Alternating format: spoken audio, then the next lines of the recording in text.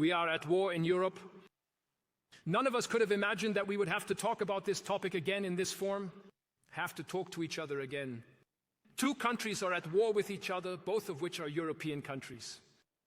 Ukraine, with 40 million inhabitants and territorially the second largest country, and Russia, with 140 million inhabitants and the largest European country in terms of territory.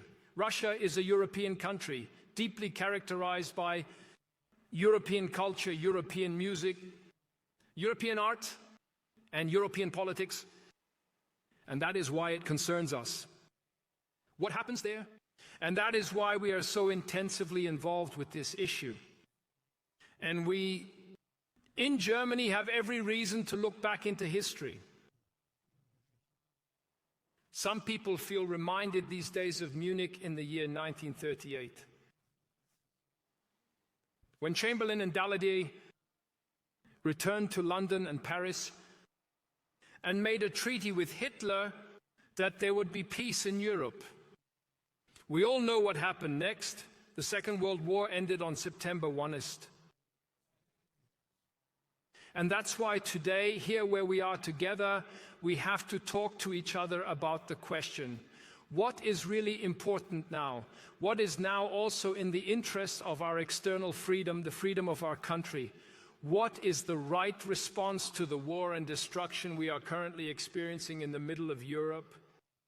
And allow me to say this not only because of the current situation, but also because of a very specific reason in our basic program. We are a party that has always been very proud of the fact that in the past, we are a party that has always been very proud of having made the right decisions in foreign policy, security policy, and defense policy over the past 7 decades. We founded the Bundeswehr against the votes of the Social Democrats. We joined NATO against the votes of the Social Democrats. We joined the European Union with the votes of the Social Democrats. There was NATO rearmament in the year of the revolution against the fierce opposition of the Social Democrats, even at the price of the then Chancellor Helmut Schmidt, who was defeated by his own party.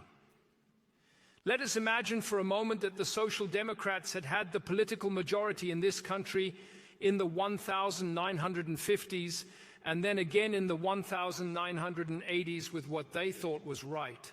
Ladies and gentlemen, the history of our continent would have been different if the Social Democrats had prevailed back then with their foreign policy, their security policy, and their defense policy. Let us be grateful for that.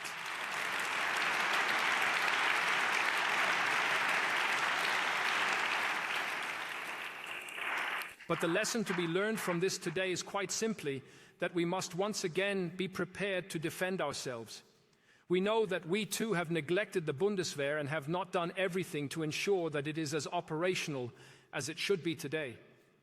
But precisely because this is the case, we must now make up for it together. That is why we have agreed to this special fund of hundreds of billions of euros and have gone down this path together with the federal government. But precisely because this is the case, we also disagree with the federal chancellor and the federal government in their current foreign policy, security policy, and defense policy, particularly with regard to Ukraine. What the federal government is currently doing is not our opinion. And I can tell you this.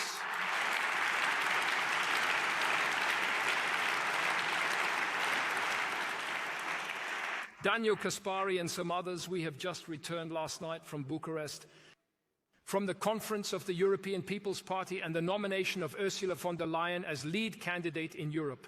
Ladies and gentlemen, I met long-serving party leaders from our friendly parties in the European People's Party. I met heads of state and government from other European Union countries who are members of our party family, and we will soon have 12 heads of state and government from the European People's Party. And the opinion and the mood among them was very clear. 2 sentences. The first sentence: for the first time since we can remember, we are no longer seeing a sign of stability coming from Germany, but rather a sign of uncertainty being brought into the European Union from Germany. And the second: you are all completely appalled about the almost destroyed relationship between Germany and France. Ladies and gentlemen, we are a country in the geostrategic center of Europe. We have a neighbor to the west called France. We have a neighbor to the east called Poland. And if Germany does not work with these two large neighbors first and foremost, and then with many, many others, if we do not seek a common path in this European Union with France and also with Poland, then we will fail historically in the times in which we live today in the face of these challenges that we currently have to overcome. And it cannot be. And it cannot be.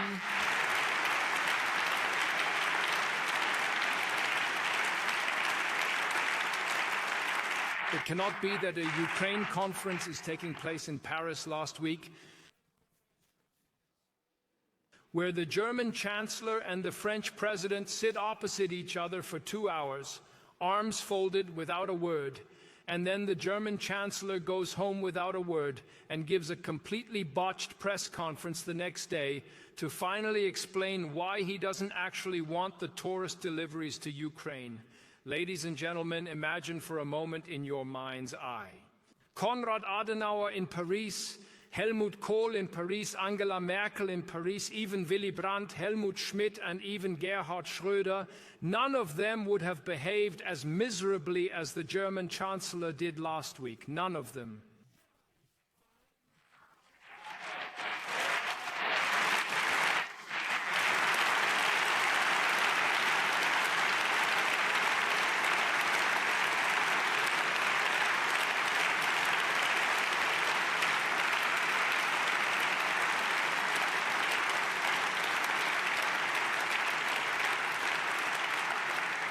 And because it is so topical, allow me to say one more thing.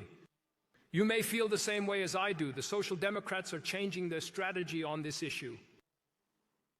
Previously, the strategy was to claim that this could not be delivered because it would require German soldiers in Ukraine. The opposite has now been proven. It has been proven that this claim is false.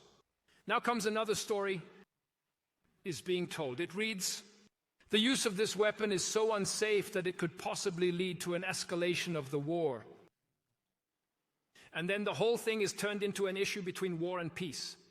Ladies and gentlemen, we know from history, and not just from recent history, but from antiquity right up to the present day, that Cicero put it simply, si vis pacem para bellum. If you want peace, prepare for war. And today we have to say, addressed to Putin, if we want peace,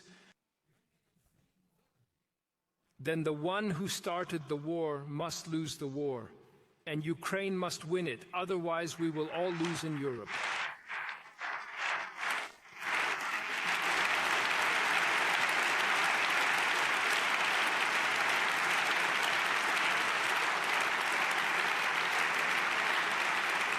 And don't take it with my words alone.